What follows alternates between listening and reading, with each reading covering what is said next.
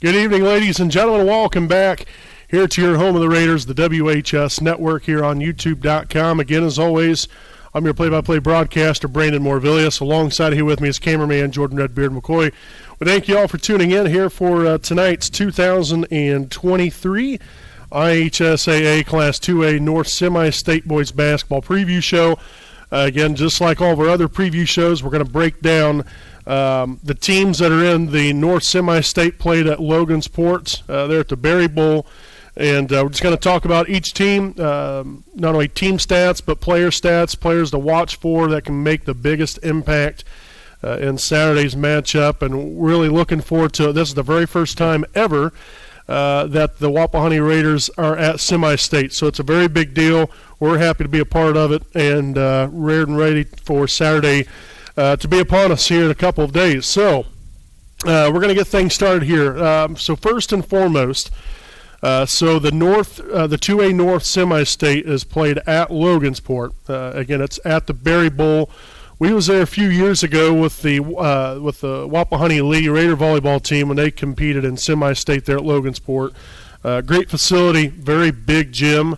Really, in all honesty, it's basically like an arena. I mean, it's a very big place for a school, and we're looking forward to what will hopefully be a great day of Wapahani Raider basketball coming up there on Saturday. So the first game of the day will be featuring Gary 21st Century Cougars. They will be taking on the Fort Wayne Blackhawk Christian Braves. That will be at 10 a.m. on Saturday, March the 18th here of 2023. Followed by that game will be the second semifinal game of the day here between your Wapahani Raiders and the Lewis Cass Kings. Again, that is set to begin at 12 p.m. There on Saturday afternoon. Then, with the semi-state championship game being played at 8 o'clock on Saturday night, again from the Berry Bowl. So that's where all of the North Semi-State action will be for Class 2A. We hope you guys can make the drive. It's about an hour, 45-minute drive or so, close to 2 hours, just due north. And so it's, like I said, it's a great facility. And should be, what we're hoping for, a great day of Wapahani Raider basketball. And so we're going to first take a look here. We're going to let Redbeard kind of take over the reins here for a second. He's going to be talking about Gary 21st Century. Well, there is to talk about Gary 21st Century. Yeah. And then Fort Wayne Blackhawk Christian. Oh, yeah, thanks, Marv. Yeah, we'll start with Gary 21st Century Cougars. They come in with a record of 21-5 on the season. Some team stats: they average 70.6 points a game, and they give up allow 60.8 points per game.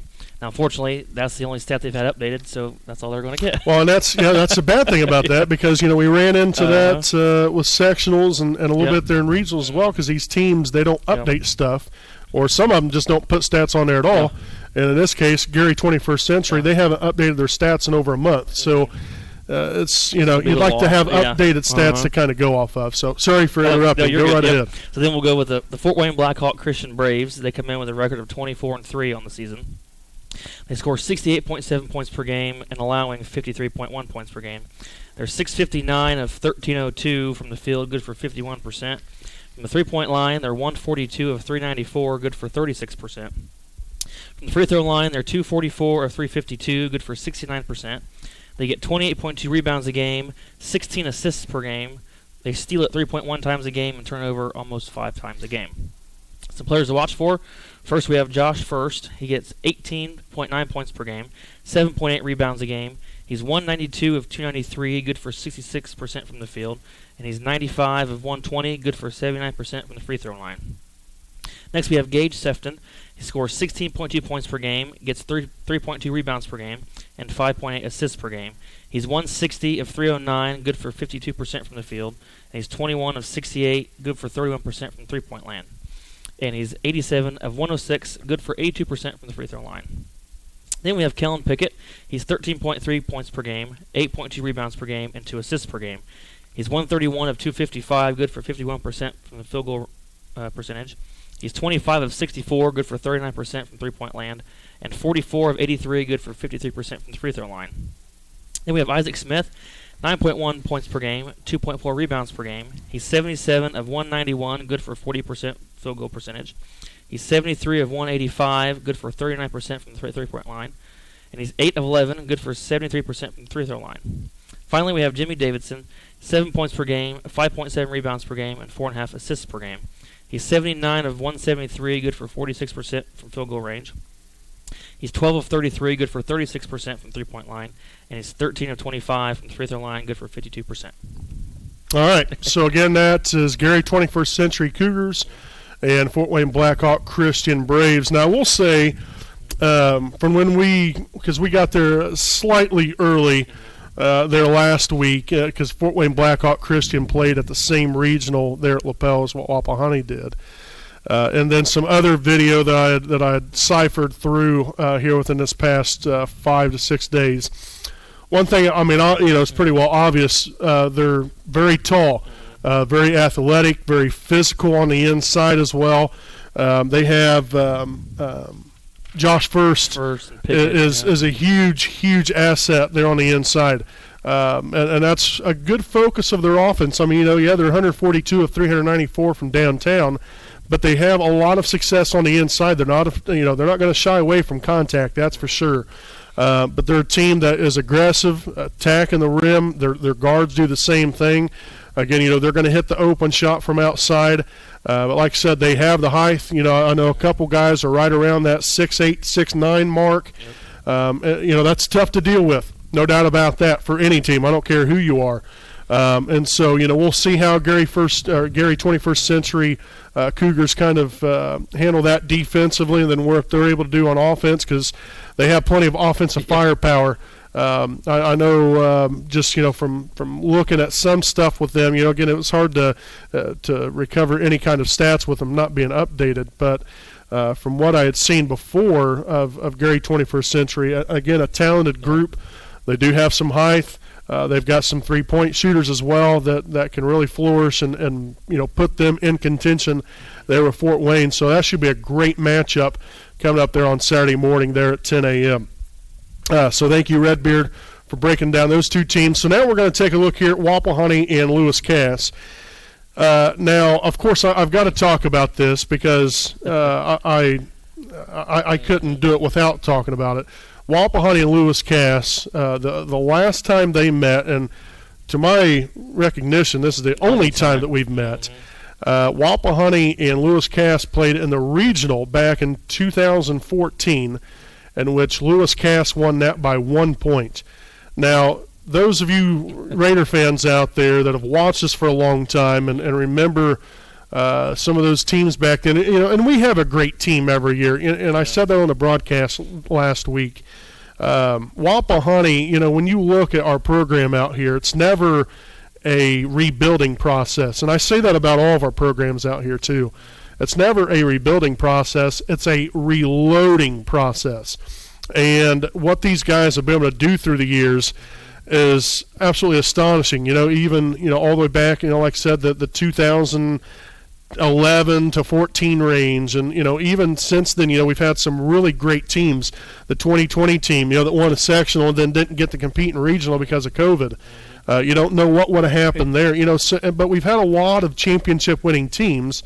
But back then in 2014, like I said, Lewis Cass beat Wapahani by 1 at the Lapel Regional. That has stuck with me. I know it's stuck with you. Yeah. I know it's stuck with Coach Matt Luce there as well. But that game, again, you remember those games. Do you remember the victories as well? Yes, but you also remember those memorable losses too. And, I don't know.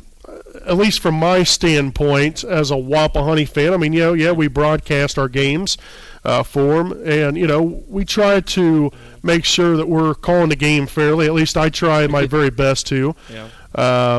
And, because I think that's, to be professional, that's how you got to do things and do things right.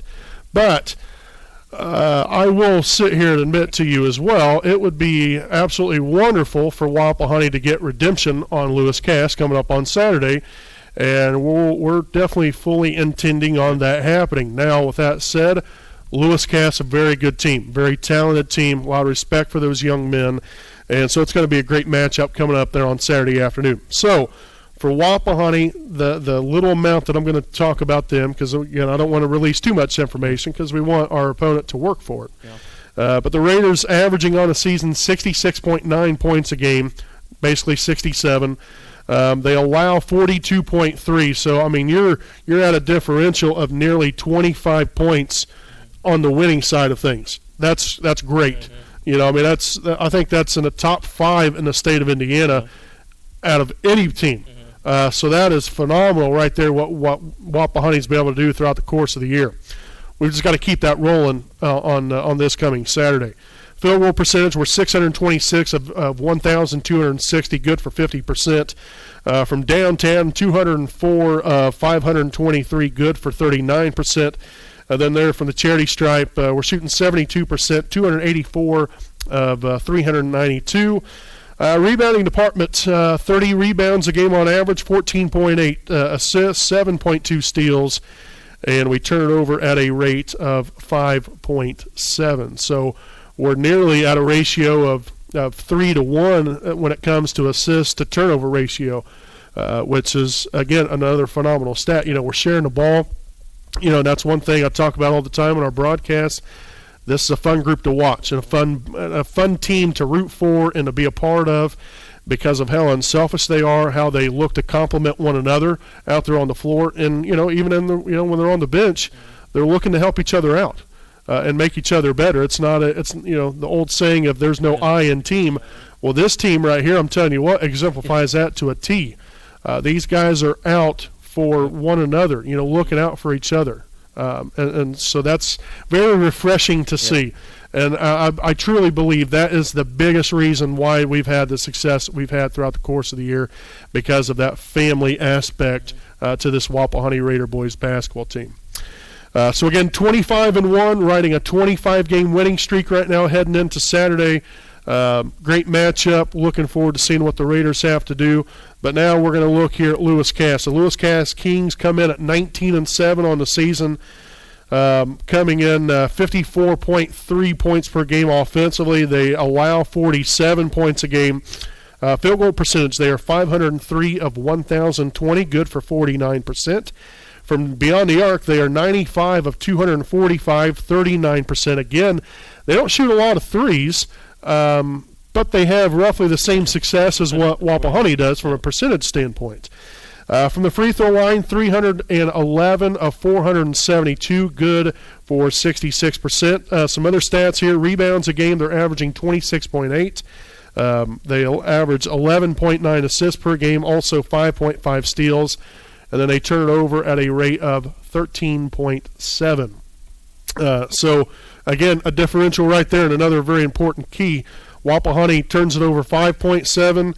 Lewis Cass turns it over 8 more times per game on average. So, again, we'll see how much of that comes into play coming up there on Saturday afternoon. Some players to look for here for Lewis Cass. Lewis Cass has Luke Chambers, young man that's averaging 16 points a game, 9.8 rebounds, so darn near a double-double for the young man. He's 150 of 240, good for 63% there from the field. Again, a post player, does not shoot outside shots at all throughout the course of the season. And he's 115 of 178, good for 65% there from the free throw line. Again, Chambers lives on the inside. Him and Nelson should be a great battle. You might see some Joe Foster on him as well. You never know. But the post players are going to have to wreak havoc on the inside and make sure to lock down Luke Chambers coming up there on Saturday.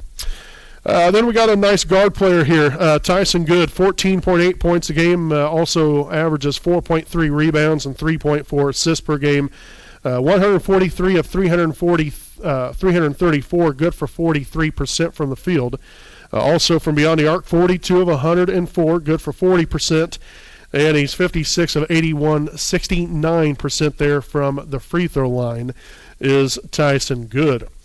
Next here we have L.J. Hillis, a young man averaging 9.9 points a game with 4 rebounds. Also 70 of 134, good for 52% there from the field. He's 15 of 38, good for 39% from downtown. And he's 83 of 180 of 77% there from the free throw line, which, by the way, is the best on the team in that statistical category. There is L.J. Hillis. Next we have Keaton Llewellyn. Averages 5.8 points a game, 3.4 rebounds. Also 56% from the field. He's 64 of 114 and 24, 53, 45% there from the free throw line. Again, another player that's primary a forward. Doesn't really shoot anything from beyond the arc, so he lives more inside the arc, does Keaton Llewellyn. And then lastly here we have Hayden McLean. 4.5 points a game, 1.9 rebounds, 2.3 assists. He's 35 of 81, 43% there from the field, 25 of 50, 50% from beyond the arc, and then 22 of 29, 76% from the free throw line. Now, again, this Lewis Cass team, again, another team that's very physical, gets inside, can wreak havoc on the inside. Wapahani's got to close off that post. And just bring our intensifying defense like we're capable of playing every single ball game. When we bring that intensity on the defensive end, I truly believe then that fuels our offense. And so, whether, you're creating turnovers, getting deflections, just being disruptive, getting a hand in on every shot that's taken. You want to limit your opponent to one shot or less. And, again, they're more than capable of turning the ball over. So let's get those turnovers, and then let's execute on the offensive end and put more points up on the board. And hopefully at the end of things, we'll have the more points out of the two of us. But again, we're looking forward to this matchup. This is definitely a long time coming, I'll tell you that much. But it should be a great battle. Two very impressive teams, very good coaching staffs on both sides, very respectable, and we're looking forward to this matchup and what the day might bring here for us. Because, again, this team is capable of anything and everything. I'm not kidding you. This Wapahani Raider team has the opportunity in front of itself. You just got to go out there and put it all on the table and let the cards fall where they may. But you can't leave any stone unturned. You've got to put your A game out there on the floor, put your best foot forward, and give it your best, and that's really all you can do. But again, you're anticipating every game to be a victory.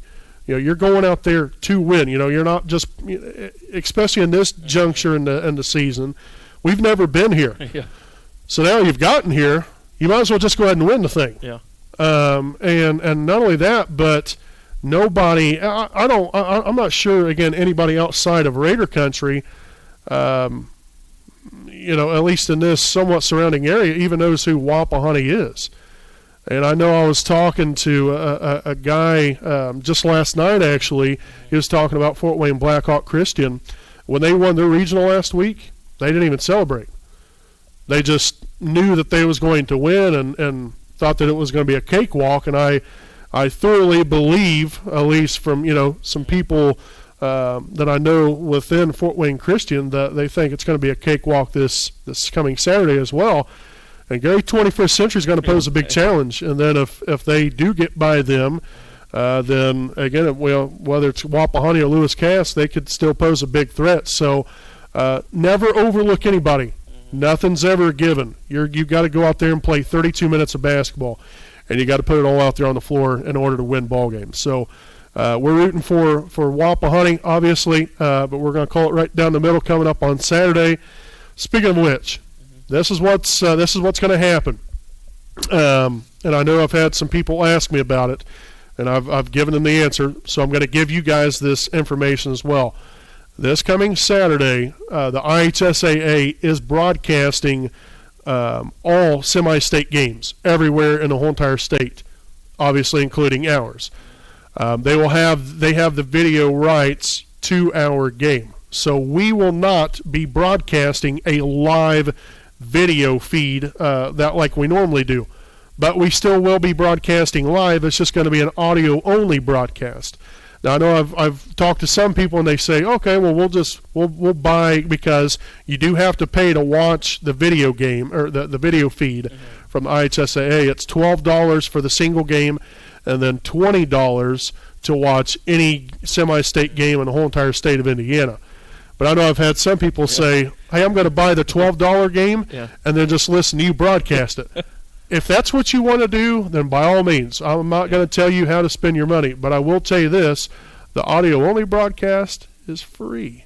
So, just a little tidbit there. Obviously, I know everybody loves watching the video.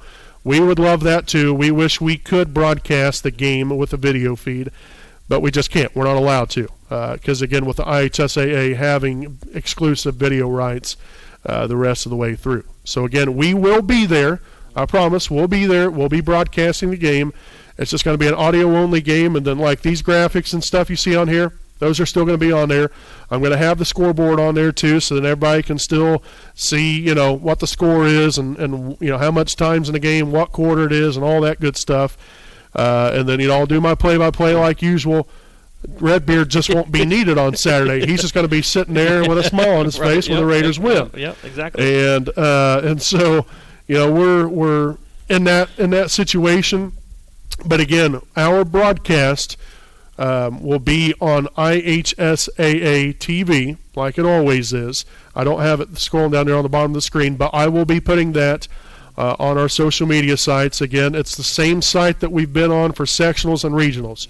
So there's no difference at all. The only difference is there won't be any video. So if there's anybody out there watching, and if you go to watch it tomorrow and you're thinking, okay, where's the video? Well, just there isn't any. Exactly. Just listen to what I'm saying here. There will be no video from our broadcast coming up on Saturday. Audio only with the scoreboard and all the other graphics and commercials on the screen. So just wanted to make sure and reiterate that to all you fine folks out there in Raider Country. Again, we hope you guys have gotten something out of this. Again, we try to get all these stats and type them all out, get them down, and so then we have something to go off of. But then also for all of you to have something to go off as well as far as what these teams look like, who to watch for, and who can make the biggest impact coming up there on Saturday. So, again, we thank you all for spending some time here with us. Again, this has been our 2023 IHSAA Class 2A North Semi-State Boys Basketball Preview Show. Again, make sure to tune in on Saturday afternoon, 12 p.m. start time, as your Wampahoney Raiders take on the Lewis Cass Kings there again from Logansport at the Berry Bowl. So, folks, until then, I'm Brandon Morvillius alongside cameraman Jordan Redbeard McCoy.